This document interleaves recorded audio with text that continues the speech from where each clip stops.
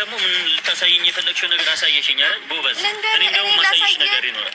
በጣም እየፎከርክ ነው ያለው። ገባክ? እኔ ላንተ መልካም ነገርን አሳይካለሁ ለማለት ስተኛ አላየሽኝም አይደል? የሆነ ነገር ሴት ስለመጣች አንቺ መቀየርሽን አሳየሽኝ። እኔ ወንድ ሴት ስለመጣች መቀየር መስሎሽ ከሆነ ተሳስተሻል። ወንድ አልመጣሁም። እያሰደብሽኝ እስኪ የምታመጣውን ነገር አሳያለሁ። የፈለኩትን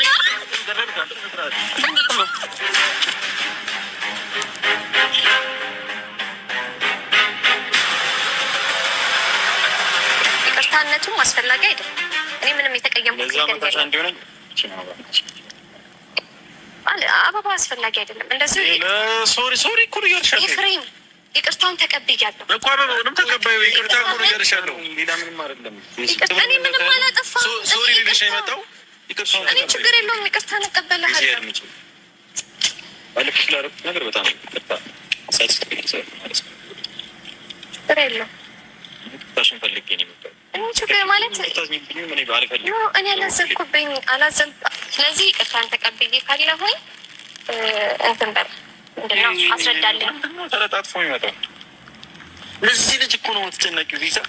በእግዚአብሔር ለዚህ ልጅ እንዴ ቀን በቀን ሴት ይዞ ለሚመጣ ልጅ እኮ ነው እየተጨነቅሻለሽ። ግን ሌላ ነገር እንድታስብ አልፈልግም። ማርያምን የምሬን ነው። ኤፍሬም አታሽቃብጥ። ተቀበለችው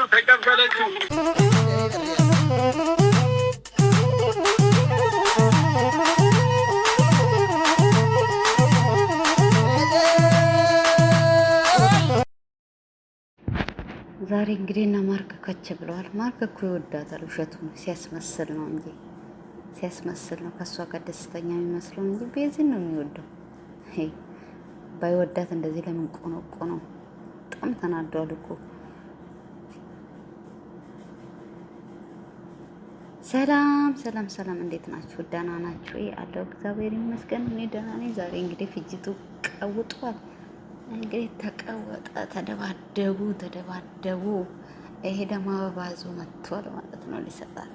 አይ ቤዛ ደግሞ በቃ እውነተኛ አፍቃሪ ነኝ አለዙ አለ ማርክ ድብን አስረዱት፣ ንገሩልኝ። እኔ ማርክ ነው እንጂ ሌላ ሰው አልወድም እያለች ነው እንግዲህ።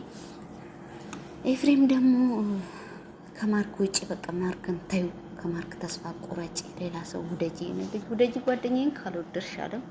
ይሄ ደግሞ የኤፍሬም ስራ አይደለም። ቤዚንና ማርክን ሊያለያይ ጥረቱ። በስመ አብ! ለምን ሰው ልጅ ግን እንደዚህ ይሆናል? ክፋቱ ለምን እንደዚህ ትሆናል? ማስታረቅ፣ ሁለቱንም ተቆጥተን ማስታረቅ ነው እንጂ ያለብን። ለምንድን ነው እንትን ብለን የምታደርጋቸው? ማርክ እሷን ሊያናድድ ይሆናል እንደዚህ የሚሰራው እንጂ የሚወዳት ቤዛ ነው። ስለዚህ ለምን እንደዚህ አንተ ቅናት ያዘ? ለምን እንደዚህ ቀነቀነ? አንተን ላብርሽ ለወንድም ራሱ አልሆንክም። ያኔ ሩታ እንትን ያለ ጊዜ ትሄድ አትለማመጣት፣ ሁሌ እንደተለማመጥካት አንተ በጣም ይቆሽሽክ የወረድክ ሰው ነህ። በነገራችን ላይ ኤፍሬም ማለት ነው። ምክንያቱም በሰው ህይወት ውስጥ የምትገባ ልግስግስ ነህ አንተ። አትረባ፣ የምትረባ ሰው አይደለህም። በነገራችን ላይ ጥሩ አካሄድ እየሄድክ አይደለም። ሁለቱንም ተቆጥተ ማስታረቅ ሲኖርበት ለምንድን ነው ሁለቱንም ገብተህ መረብሻቸው?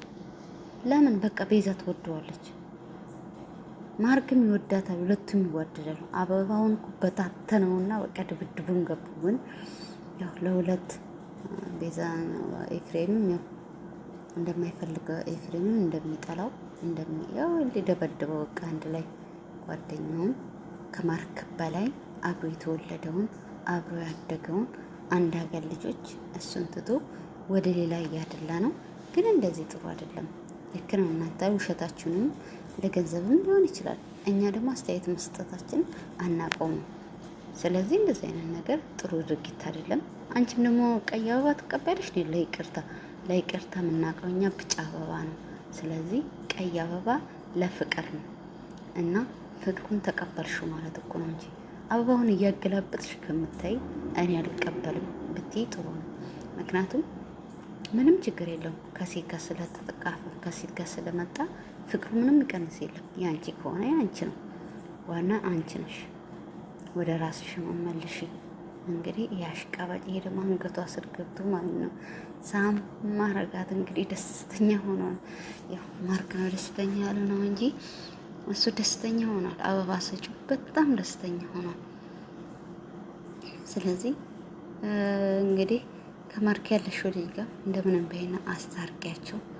እንግዲህ አንቺ ፍሬንድ እንጃ መሆንሽ ጀስት ጓደኛ ነሽ መሰለኝ። አንቺ እንግዲህ ቤዝሻ እንግዲህ ትወደዋለች። ባትወደው በቃ አስረዱልኝ አትልም።